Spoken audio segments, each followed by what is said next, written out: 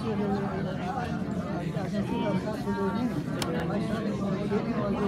you can just keep going. So tell us a little bit about yourself. Okay. Thank you. Thank you. All right. I'm sure that you heard from Holocaust survivors who were in the concentration camp. My story is rather different. Unique. Okay. We were in the Philippines.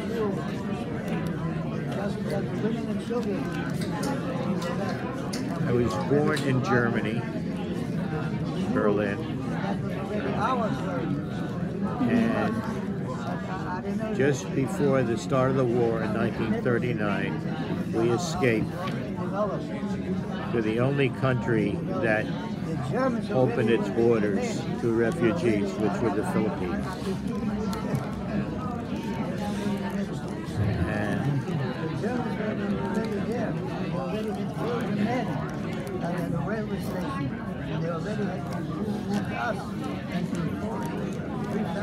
And we joined about 700 other families who had escaped from Germany or Austria.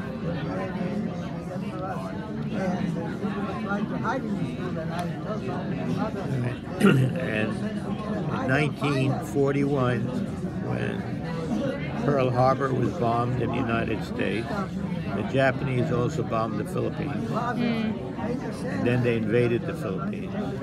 So we were under the Japanese occupation for 4 years. 4 years? Wow. Yes, till 1945, 41 to 45. Stay with us. She's going to go to the big city,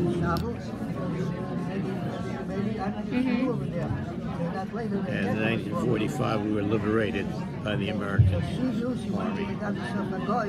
That would take her. And she told us that this guy is taking us to Shabu. And very few people know this story. They all know about Shanghai, which had a large Jewish immigrant population, but even the Filipinos don't know about that part of their history. So one of the people that were in the Philippines with us, when he retired from work, he decided that our story should be told. So he wrote this book, which is called Escape to Manila. Oh. If you're ever interested, May I see? yes. So he wrote a story about your... Yeah, all the experiences in there. And after this book came out, they made a DVD, which is called Rescue in the Philippines. And that has interviews, besides myself, with some of the others that were there. And then in about a year and a half, some of us went back to the Philippines and we showed this DVD to the president of the Philippines because he didn't even know about that history. Because he wasn't born yet when this took place. So, also, in Israel, the Philippine government put up a monument to commemorate that. And the monument has 3 open doors to show the open door policy that they had. And they have footprints in front of each of the doors, 3 doors. So one set of footprints are my footprints there. Crazy. Wow. How old were you during the war? Well, I was 5 years old when we left Germany, and I was 12 years old when we came to the United States. So during those years. When we came to this country, I was 12 years old. I weighed 60 pounds. Wow. Okay. I'm going to run here. I see a guy walking. What was the experience between those 4 years that you had in the Philippines? Well, okay. The situation got progressively worse because the Japanese used the local food as their supply food. They didn't bring in their food, like the American Army did. They brought it up front. So there was very little left for the local population. So the kind of things that we were able to get a hold of was like third-class food that they didn't want. And leftovers. Yeah. So I remember rice being red and not white because it was I don't grow rice, so I don't know, but it's like the third-class rice. We learned how to make rice flour and make bread out of that, or also coffee out of rice.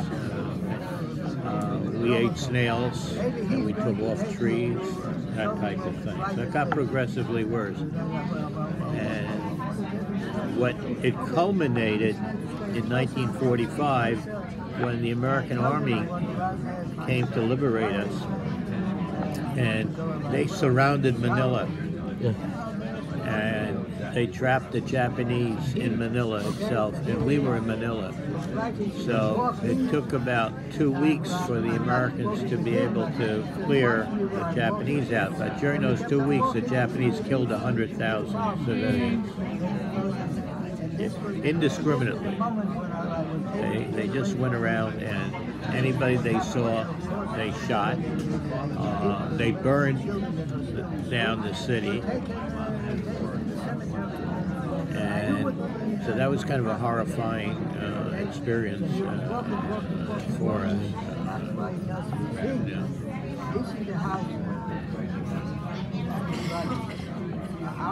How were your living arrangements, sleeping wise? We all sort of lived in the same area, but we were not fenced in.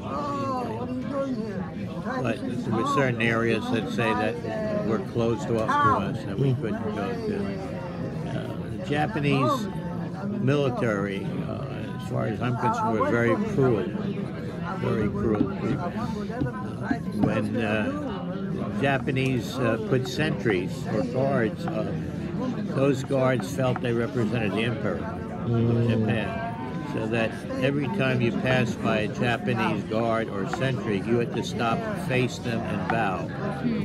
Each one. Each one. And if you didn't bow to them, they would slap you, hit you, whatever. And I think one of the worst things is that obviously you couldn't communicate with them because they spoke Japanese and you didn't. So they would scream at you in Japanese and you were trying to figure out what it is they wanted you to do.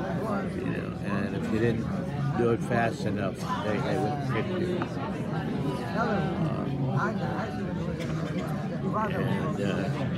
So, I mean, initially, when they first invaded and they were on let's say that they were moving toward winning the war at that time, they were okay. And the German government, even though they said that the Jews lost their German citizenship, the passport that we had on the front page a swastika on it, issued by the German government.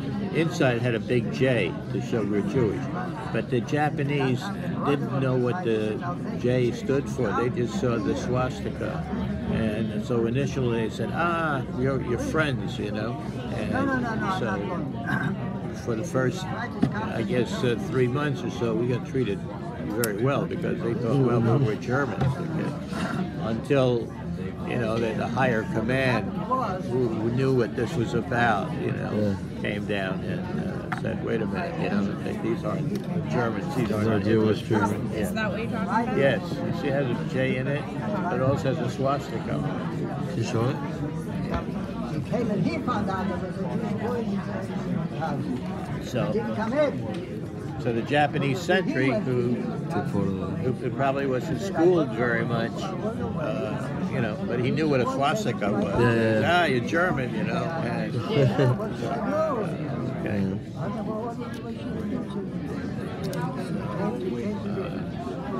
Yeah, I'd forgotten I had a picture of it in here. We will come and get it. Chief of police wasn't there. Oh, he says, where is the chief? Where is the chief? Oh, the chief is by the girl, by the tower, right across the street. And you were with your family? I was with my parents Yes. and grandparents. See, up until 1940, German philosophy, Hitler's philosophy was Come and get him. get the Jews out of Germany. I mean, that was before the killing in the concentration camps. And a lot of the countries at that time had closed their borders. So if you could find some place to go, the German government allowed you to leave. You couldn't bring anything with you, but they allowed you to leave. But then in 1941, that whole thing changed. That's when they came up with the concentration camps. So forth. Prior to that, they would allow you to leave as long as you had a visa to some particular country. You just couldn't take anything with you. So that's how we got out, because of that. But a lot of people that we knew, friends and so forth, they said, wait a minute, you know, we're Germans. Jewish is a religion to us, it's not a race. We're Germans first, you know. So this is not happening, you know. I mean, Germans not going against Germans, you know, type of thing.